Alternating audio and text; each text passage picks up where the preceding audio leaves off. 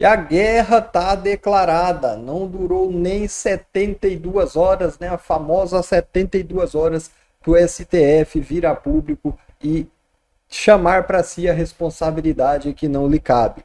Pois é isso mesmo, depois que a Câmara dos Deputados votou a suspensão da ação penal contra a Ramagem e outros envolvidos na tal suposta trama do golpe, né? A Câmara então suspendeu essa ação penal e aí o STF, é claro, não se aguentou. E o Moraes então reagiu a isso e mandou, né, o seu empregado Zanin marcar um julgamento de urgência para essa sexta-feira para eles analisarem essa atitude da Câmara de suspender a ação contra esses envolvidos, no que eles chamam de tentativa de golpe, né? Então, a notícia que eu venho trazer para vocês mais importante do dia é essa. Vão julgar agora, talvez nesse momento já estão lá fazendo essa análise para suspender essa ação da Câmara, e isso mostra que a guerra está declarada, a coisa vai feder, porque se o STF fazer de novo um ato desse, anulando uma decisão mais uma vez do Congresso, a coisa deve ficar bastante séria. Não só essa notícia eu vou trazer para vocês, mas também tem uma informação do deputado Eduardo Bolsonaro, tá? Revelando o que há por trás daquela intimação que Bolsonaro recebeu ali no leito do hospital, na UTI, no momento que ele estava ali lutando para sobreviver. Ele recebeu um oficial de justiça lá e o Eduardo Bolsonaro revelou o que há por trás. Vou trazer para vocês aqui e contar também de um senador que anunciou que vai desistir da política. É isso mesmo, um nome muito grande aí do Senado, um cara que teve milhões de votos da direita, anunciou que vai desistir da carreira na política. Vocês vão saber tudo a partir de agora. Eu peço para você se inscrever nesse canal, ativar o sininho das notificações para você estar sempre recebendo o nosso conteúdo assim que ele for postado. Sem mais enrolação, vamos então já para a primeira informação, porque é aquela que eu falei para vocês. O STF marcou para esta sexta a análise da decisão da Câmara sobre Ramagem. O Moraes, é lógico, não ia deixar barato e já mandou o Zanin marcar para hoje ainda uma análise dessa decisão da Câmara, tá? Então a notícia diz, né, o Supremo marcou para esta sexta, às 11 da manhã, o julgamento da decisão da Câmara dos Deputados que suspendeu a ação penal contra o deputado federal Alexandre Ramagem, no caso da trama golpista na qual está envolvido o ex-presidente Bolsonaro. O julgamento será realizado no plenário virtual da primeira turma da Corte, formada por os ministros Moraes, que é o relator, o Dino, Carmen Lúcia, Fux, Zanin.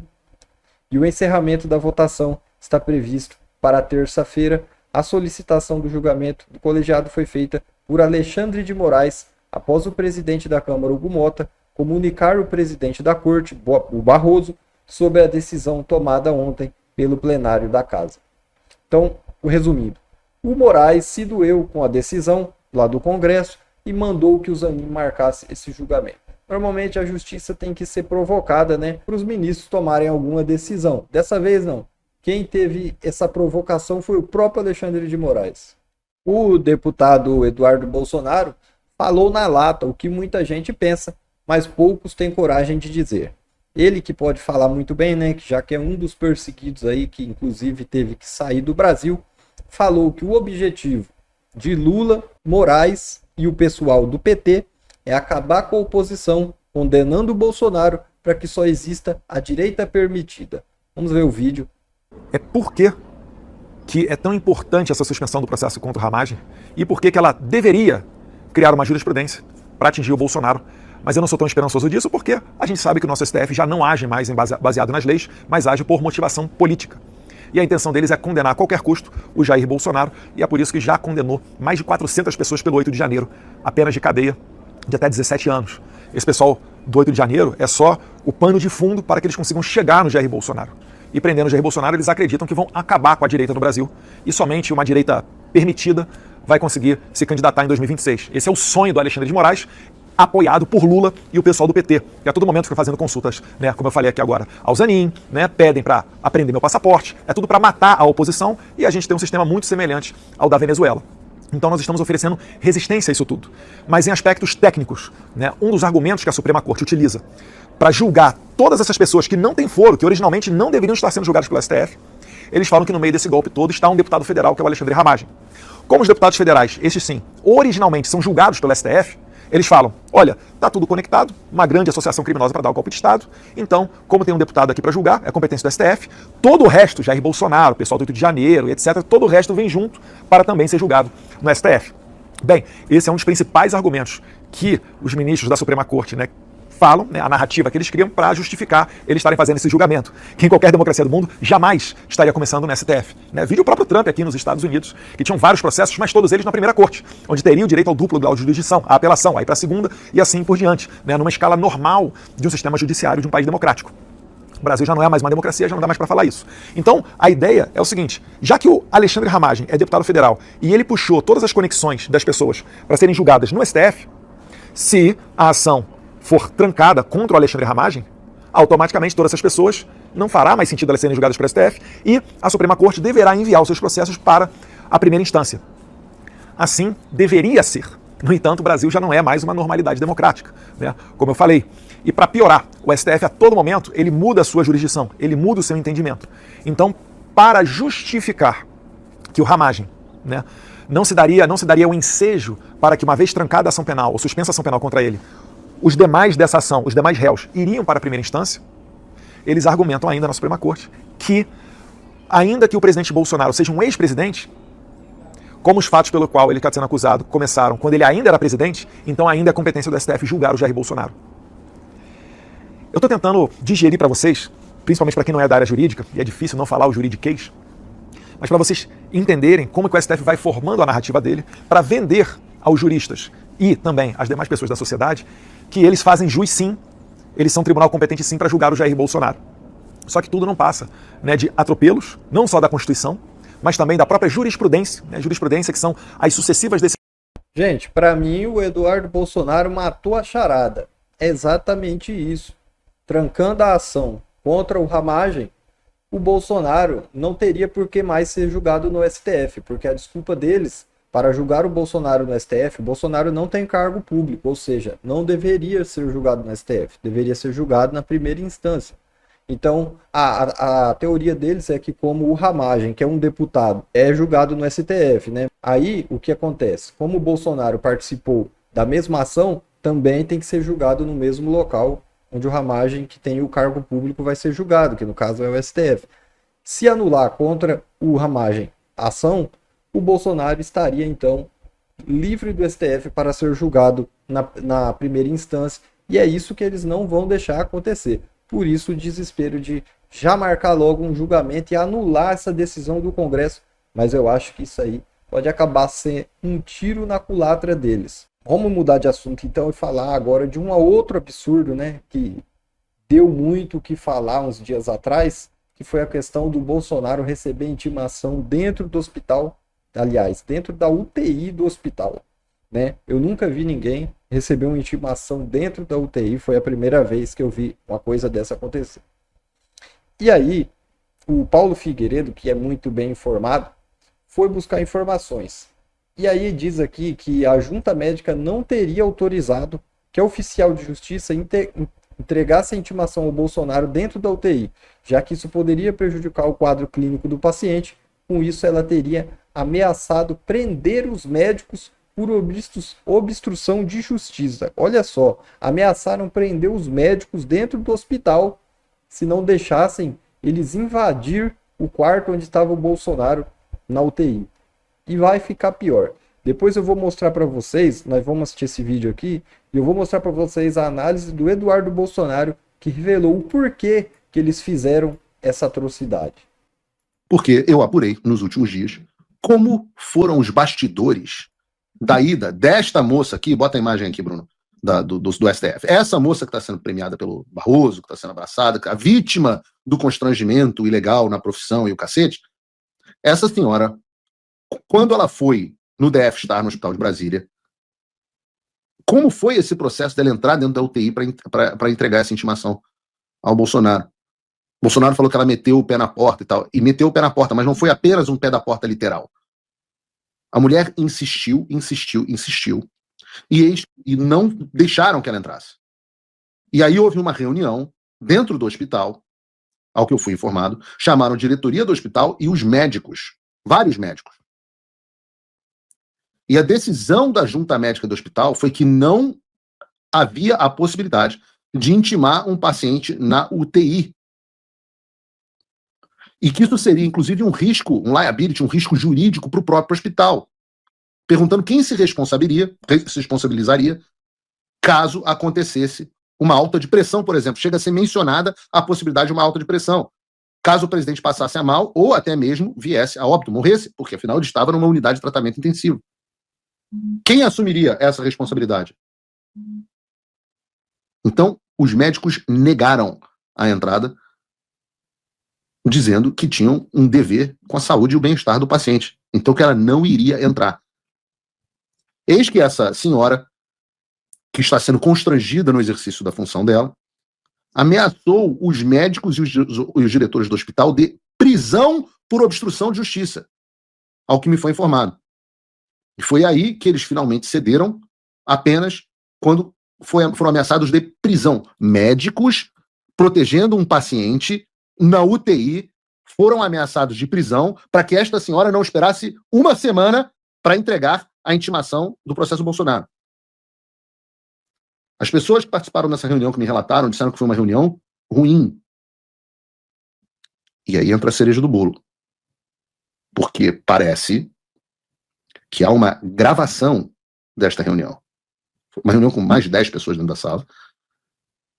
E parece que uma ou mais delas teriam gravado essa reunião. E eu gostaria muito que ela viesse a público. Muito. Mas a verdade é que a gente vive num país onde as pessoas morrem de medo do Alexandre de Moraes. As pessoas falam, não vou tornar público, vai que eu sofro uma busca e apreensão, vou ter meu nome colocado no processo. As pessoas têm medo.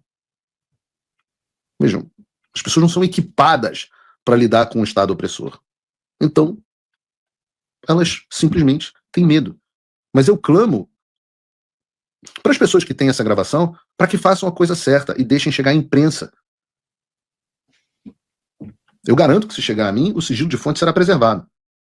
E eu falo isso porque, e provavelmente nem você eu que vou publicar. Vai chegar a mim, o seu sigilo de fonte vai ser publicado, e eu vou deixar alguém da velha mídia publicar, como com frequência eu faço. É a melhor forma de gerar repercussão. Deixa a velha mídia publicar e deixa eles darem um furo. E eu comento, eu repercuto, melhor. Mas eu quero dizer, eu digo isso porque esse episódio mostra todos os elementos, de fato, que tornam um país uma ditadura. Você tem o tirano, mas o tirano sozinho não faz de um país uma ditadura. Ele precisa de quem? Dos seus colaboradores, como esta senhora oficial de justiça. E qual é o terceiro elemento? Porque só o tirano e só os colaboradores não são suficientes. Há a necessidade da conivência do cidadão comum, do médico, da enfermeira, do cara da faxina. São os omissos. Bom, então seria muito importante que essas gravações viessem a público, né? Já pensou? Um vídeo desse aí cairia como uma bomba, um médico sendo ameaçado dentro do hospital para que seja quebrado ali, né, as regras do hospital, colocando a vida de um paciente em risco. Mas como o paciente era o Bolsonaro, pelo jeito a vida dele não importa, né? Era mais importante ser recebida a notificação do oficial de justiça para ele responder um processo do que a vida dele. Aí o Eduardo Bolsonaro, filho do presidente Bolsonaro, veio a público e revelou o que há por trás desse desejo louco de entrar ali e notificar o presidente na cama do hospital. Vocês viram, coisa de 2 semanas atrás, uma oficial de justiça enviada pelo Alexandre de Moraes para intimar o Jair Bolsonaro. Eles não podem esperar uma semana para o Bolsonaro ir para casa e daí intimar ele numa condição melhor de saúde. Até porque pode ser que a intenção do Moraes seja de prejudicar a saúde do Bolsonaro e talvez até matá-lo, né? Por que não? Eu nunca vi isso, né? Uma pressa tão grande de você mandar um oficial de justiça numa UTI hospitalar para intimar alguém. Ah, Eduardo, mas ele deu uma entrevista, ele participou de uma live. Olha, né? Se você sair de uma cirurgia, a depender da ameaça que eu faça a você, ou que alguém venha fazer contra você, algum familiar seu, você vai correr uma maratona também. Isso não significa dizer que você está bem para correr aquela maratona, né? O Bolsonaro estava sem poder se alimentar, ele estava recebendo uma alimentação via tubo nasal, recebendo medicamento na veia, inclusive para dor. E aí esse cara, né, atropela um código civil, manda um oficial lá, e é oficial naquele melhor estilo, né? Eu só estou cumprindo ordens. Me lembra muito os oficiais da SS, do Hitler, né? No tribunal de Nuremberg, depois que acabou a guerra, sendo julgados, eles falando, eu só estava seguindo ordens. Vai vir uma ordem de repente para você botar uma pessoa no paredão e dar um tiro nela. E eu só estava seguindo ordens, né? Espero que a gente não precise chegar nesse momento. Mas não se iluda. Tem gente do PT que mandaria até os bolsonaristas para a vala. Vocês sabem do que eu estou falando. Ou o Mauriazi, né? Um bom conservador merece um bom paredão com uma boa espingarda e assim por diante. Ou a Benedita da Silva, junto com o Requião, né? Que a revolução deles tem que passar por derramamento de sangue. Mas nada disso é discurso de ódio. O discurso de ódio é só quando parte da direita para alguém da esquerda. Quando é ao contrário, nunca é discurso de ódio. Inclusive, né, muitos que desejaram a morte do Bolsonaro aí acabaram quebrando a cara. Pois o Bolsonaro se recuperou, está muito bem. Já foi aí no ato lá em Brasília, na caminhada pela anistia. Uma multidão se reuniu e eu acho que é isso que deixa cada vez mais o sistema e a esquerda revoltados aí com o ex-presidente Bolsonaro. Mas todo esse mal que eles desejam para ele acaba se tornando em energias positivas, né? Porque o apoio só cresce quanto mais eles desejam a morte, quanto mais eles tentam denegrir a imagem do Bolsonaro, mais ele cresce. Inclusive nas pesquisas, né, já dá que o Bolsonaro ganharia do Lula no primeiro turno. Aí, por isso que ele está inelegível e por isso que querem prendê-lo. Mas vamos mudar de assunto agora e falar de um outro cara muito importante aí na política brasileira que eu gosto muito, revelo para vocês aqui que eu gosto muito dele, que é o Cleitinho, senador. E ele revelou assim que ele tá de saco cheio da política, porque ele não aguenta mais a sujeira, né, nesse meio da política, está querendo abandonar a carreira de político. Vamos ver essa declaração dele. Uns meses já. Tem muita gente até lá no estado de Minas Gerais, e até com pesquisas me colocando até como candidato a governador, liderando pesquisa lá em Minas Gerais.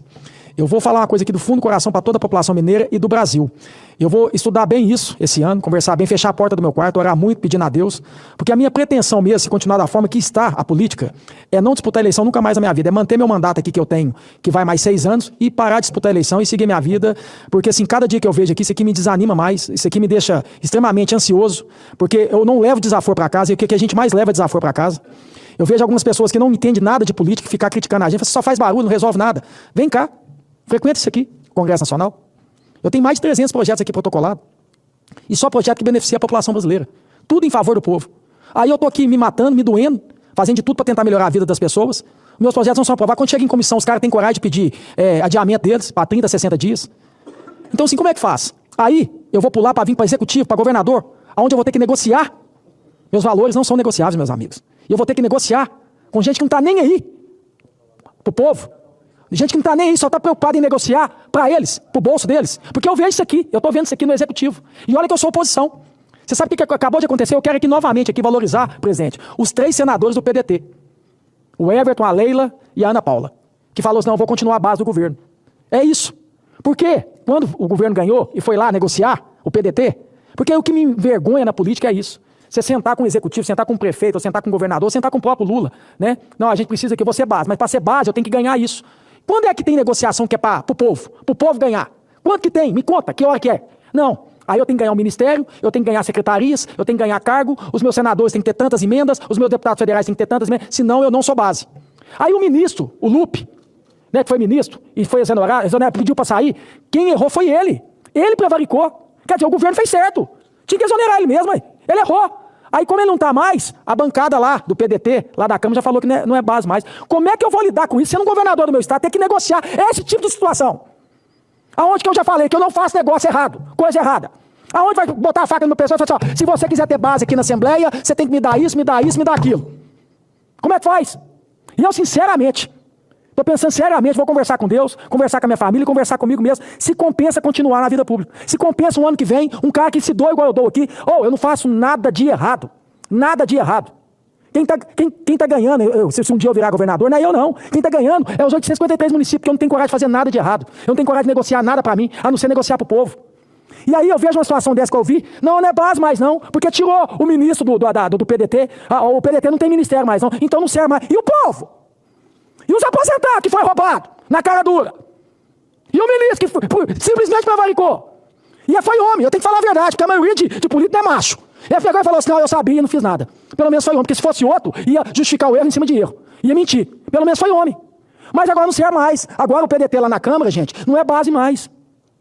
E uma coisa que eu quero ser aqui é justo. Essa questão aqui do INSS, gente, eu não estou aqui apontando o dedo na cara do Lula para falar que o Lula já sabia, como o próprio presidente Bolsonaro, ou a Dilma ou o Temer, não. A gente lida aqui, isso aqui é uma prostituição mesmo, gente. Isso aqui é política. Parece que foi feito para não funcionar. A verdade é essa. O que tem de nego vagabundo que fica nos corredores do Congresso Nacional, atrás de fazer coisa errada, atrás de se beneficiar, é o tempo inteiro. Isso aqui já vem. Isso aqui é prostituído mesmo. A gente está num ninho de prostituição mesmo, de prostituído. Então, assim, a hora que você entra num negócio, saiba que você está num ninho de coisa errada. Então, por isso que eu não vou aqui falar assim, o Lula sabia. Porque como é que você fiscaliza a consciência de homens, de seres humanos? Você vai lá e coloca a pessoa como uma boa fé, indica ele para ser ministro, para ser secretário, tá lá todo mundo trabalhando, mas é feito para não funcionar. Parece que todo mundo pensa, política é negócio para roubar, para desviar dinheiro e fazer rolo. Parece que fica só nisso, o tempo inteiro. Ninguém parece que senta, não, vão fazer pro povo. Vão fazer pro povo. Eu escutei agora uns partidos do PSDB, Podemos, falando que vai fazer uma fusão. Faço uma o próprio Republicanos com o MDB, faço uma pergunta. O que o povo ganha com isso? Fazer fusão? O que o povo vai ganhar com isso, gente? Nada. Quem ganha com isso, o que eles estão pensando de verdade mesmo? É ter mais deputados, ter mais cadeira, para ter mais representatividade, para poder lá depois negociar, botar a faca no pescoço do executivo, para poder ter mais fundo eleitoral. O povo mesmo não ganha nada com isso. E será que quantos políticos têm coragem de pegar e subir aqui e falar isso como eu estou fazendo? Sabe por que eu faço isso? Porque eu não devo nada. Eu não esqueço o dia que eu fui vir candidato a senador pelo meu estado e fui conversar com alguns partidos para poder me dar a vaga. Teve um presidente do partido lá do meu estado que virou para mim e falou, Cleitinho, o que você quer? Eu falei assim, eu quero a vaga. Ele regalou o oi, ficou uns 30 segundos olhando para mim e falou assim, pode pedir. Eu falei, não, eu quero a vaga. Você não vai querer mais nada? Eu falei, não, só quero a vaga. Foi só isso que eu queria, a vaga. Eu não vou negociar nada para mim na minha vida política, só vou negociar o que for pro povo. Então, assim, será que compensa mesmo eu continuar nessa aqui? Escutando desaforo de gente que não sabe o que é minha vida, o que eu passei, o que é para onde que eu chegar, onde que eu cheguei aqui, para ficar escutando desaforo de gente que não sabe nada de política, e se tivesse aqui, tava se corrompendo ao sistema também, para ficar falando, só faz barulho, só faz isso, só faz aquilo. Aí eu tô aqui, todos os dias, olha aí, sempre botando os projetos todos aqui, meus projetos estão aí para todo mundo ver aí, é só pesquisar, é só olhar, todos a favor do povo, é tudo para reduzir o custo de vida da população, para poder melhorar a vida da população, e aí é de todos, tá? É de esquerda e de direita. Eu tento sempre ser justo aqui, fazer projetos que cheguem todos, a toda a população brasileira. Não na ideologia, não, que se está matando o país. Eu aprendi muito com Davi. Quer dizer, para você ter um país próspero, tem que estar unida a nação. A nação dividida, meu irmão. Nunca um país, um mundo vai prosperar com a nação dividida, como o nosso país está. Então, por mais que eu seja oposição do Lula e serei até o fim do meu mandato aqui, eu jamais vou querer mal de um presidente da República, que é ele que está dirigindo o navio. Se dá tudo errado aqui, meu irmão, todo mundo se afundar. Menos os políticos vão se afundar. É só vocês lembrarem na época do Covid. Mandou fechar tudo, todo mundo dentro de casa, muita gente sem dinheiro, e pergunta se algum dia, eu era deputado estadual, eu fiquei sem receber salário. Nunca. Então, quando o barco afunda, piora só para o povo brasileiro. Para a classe política, nunca piora. Então, eu jamais vou querer mal de um presidente da República. Eu não sou aliado dele, mas sou aliado do povo. Eu já falei o que for para a população brasileira aqui, tudo que for para o povo aqui, eu vou ajudar. A gente tem uma proposta aí agora que está aí do governo aí, para a questão da isenção de imposto de renda. Em vez de colocar isso como emergência, como urgência, para aquele que ganha até 5 mil não pagar mais, a urgência lá na Câmara essa semana foi para aumentar os números dos deputados. Para aumentar os números dos deputados. Agora, isso foi o que? Uma orientação do STF. Senhor Hugo Mota, com todo respeito à Vossa Excelência, saia na rua e peça a orientação de quem te colocou aí na cadeira, apesar que foram os deputados, né? Mas te colocou no mandato foi a população brasileira. Foi seu Estado. Pergunta a eles se eles querem que aumente deputados.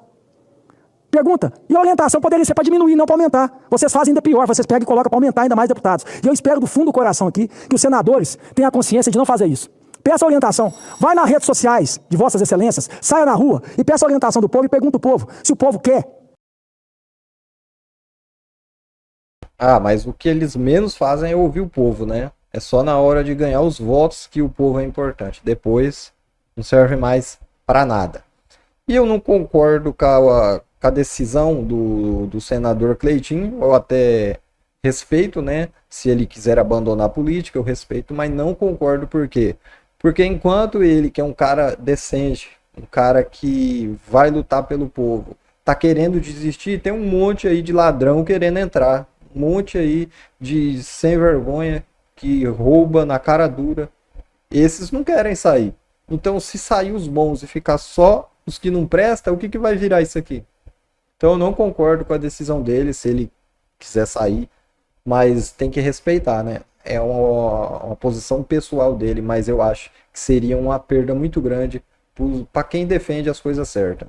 Eu acho que o Cleitinho tinha que continuar. Bom, pessoal, foi esse o vídeo. Eu espero que vocês tenham gostado. Deixa o like, se inscreva e até a próxima.